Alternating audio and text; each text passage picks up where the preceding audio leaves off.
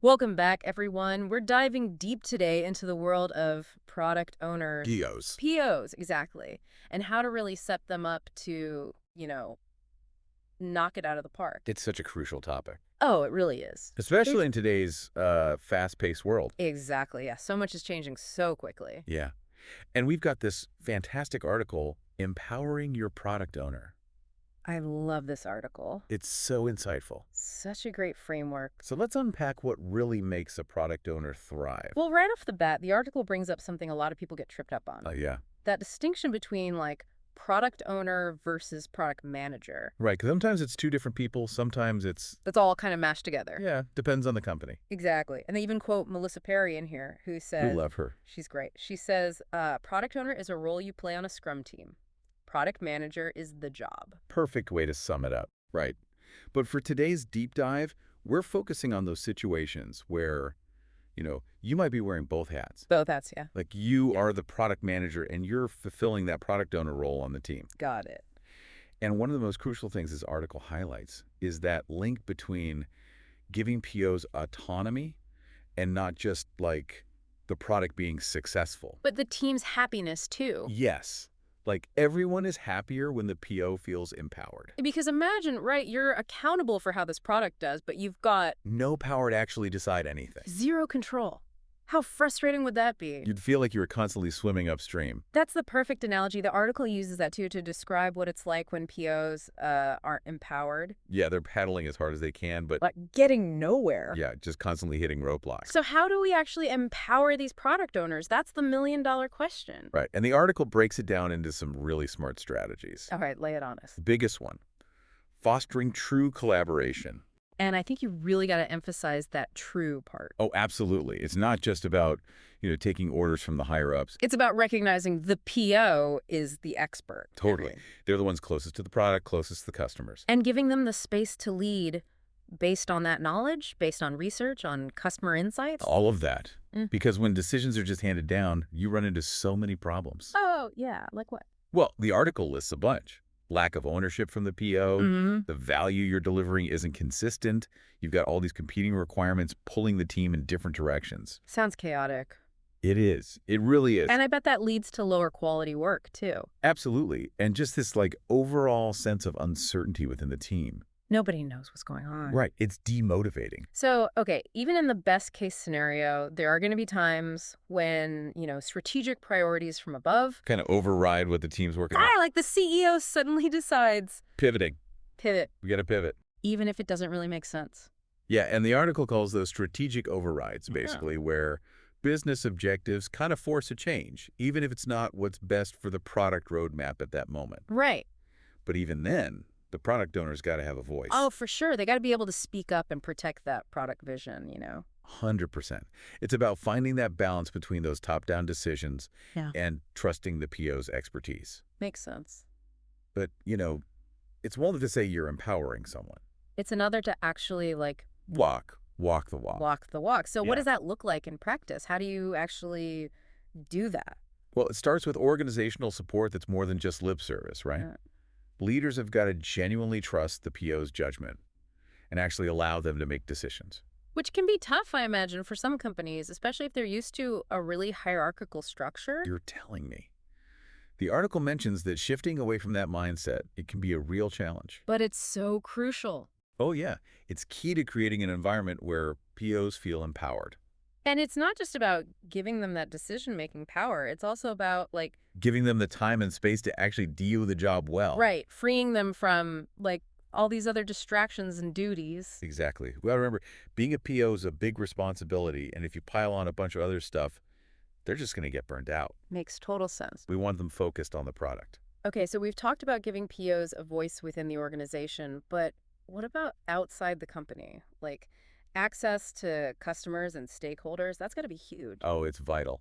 Imagine trying to improve a product and you never actually talk to the people who use it. You'd just be guessing. Yeah, shooting in the dark. Working with secondhand information. And that could be so filtered, so biased. Oh, totally. And the article has this, really striking anecdote about this. Yeah, where a sales team was actually blocking the PO from talking to customers. Blocking them. Blocking them. Because they thought, oh, we know what the customers need. We talk to them all the time. But that's not the same thing, right? Not at all. Sales has their own objectives, and it might not align with what's actually best for the product long term. Oh man, I bet that didn't end well. It didn't. They ended up developing all these features that nobody actually wanted Ouch. because the PO was working with incomplete information. That's a painful lesson. It is, but it highlights how important those open communication channels are. Okay, so we've got direct feedback, but then there's also the whole issue of resources. Yes. Money. The article really pushes for funding product teams, not just projects. What's the difference? So think about it. A team starts out with this carefully planned roadmap, Oh, right? right. But then the market shifts. Some new technology comes out, customer needs change. You gotta adapt. Yeah, you got to pivot. But in a traditional funding model, where the money is tied to very specific projects, pivoting is a nightmare. Oh, I've been there. You got to jump through all these hoops to get approval, and by the time you DO, it might be too late. So frustrating. The article highlights how these annual funding models really limit agility. So if you give the PO more control over the funding. Then they can actually be responsive. They can shift as needed. It Interesting. lets them experiment, try new things, really make decisions that are in the best interest of the product long term. Makes a lot of sense. Right. And then there's the whole question of the PMO, The what now? the PMO, the Project Management Office, Oh, right, right. which is often in charge of like budgeting and coordination across multiple products. Like the conductor of the orchestra, making sure everyone's playing the same tune. Exactly. And the article really stresses how important it is to clarify the PO's role within that PMO structure. Because if they're excluded from those conversations. It can create so much conflict, misaligned priorities, everyone's working on different things. And the article actually is a real life example of this, right? Yes, this meeting where like the product prioritization was totally out of sync with the market research. What They happened? were prioritizing based on like gut feeling and what had always been done instead of what the data was actually saying. And the PO is just like, Powerless to stop it. yeah. They didn't have the authority to reallocate resources based on what they knew about the market and the customers. And the product, wow, It flopped. Senior leadership ended up sunsetting it. that's a tough lesson. It is. But it shows how much we need to trust POs to make those calls, even if it means changing course. Even if it's scary. Exactly. And the article ends with this great quote from the Scrum Guide. For the product owner to succeed, the entire organization must respect his or her decisions.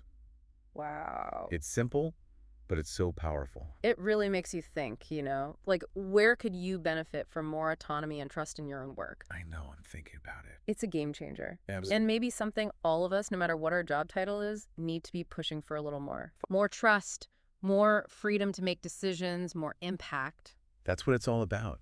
It really does make you think about how much more we could all achieve.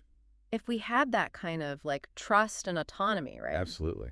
It's about creating an environment where everyone feels empowered.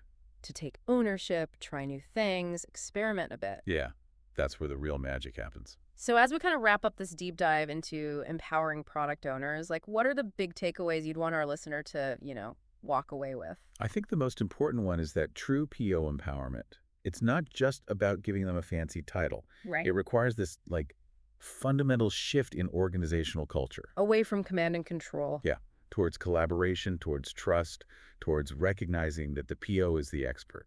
And giving them the support they need to actually excel in that role. Yes, that means direct access to customers, open communication with stakeholders, and the flexibility to, adapt and change course when needed. Because at the end of the day, it's all about delivering value to customers.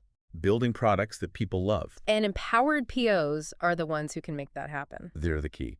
One thing that really stood out to me from the article was that emphasis on funding product teams. Rather than just projects. Yeah, can you talk a little bit more about that? Sure, it's about moving away from those rigid, yearly budgets and towards a more agile approach. Where the funding can be adjusted as needed. Exactly. As the team learns, as the market changes. It gives the PO that freedom, right? To experiment, to try new things, to make decisions that are truly in the best interest of the product. Without having to go through a million layers of approval. Exactly. So all the product owners out there Just listening, keep pushing for that empowerment. keep advocating for your product. Keep building amazing And things. to the leaders, to the organizations out there, remember, empowering your POs isn't just like a nice to have. It's essential. It's a win-win for everyone. Doesn't agree more.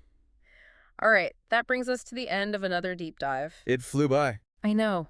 Time flies when you're talking about empowering product owners. Always a fascinating topic. I hope this was as insightful and, thought-provoking for you as it was for me. Absolutely. Always a pleasure. We'll be back next time with another fascinating topic. Can't wait. Until then, keep learning, keep questioning, and keep diving deep.